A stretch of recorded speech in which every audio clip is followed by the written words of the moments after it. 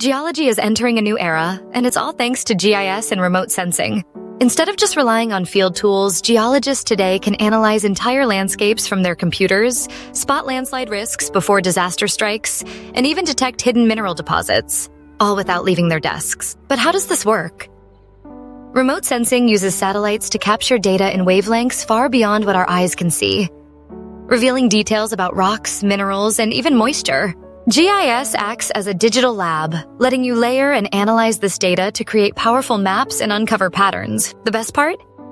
You can get started with free tools like QGIS and Google Earth Engine, and access open datasets from sources like Sentinel-2 and Landsat. With just a few months of learning, you can build real projects, like mapping mineral zones or tracking landslides, and showcase your skills in a portfolio. The future of geology is digital, and it's more accessible than ever.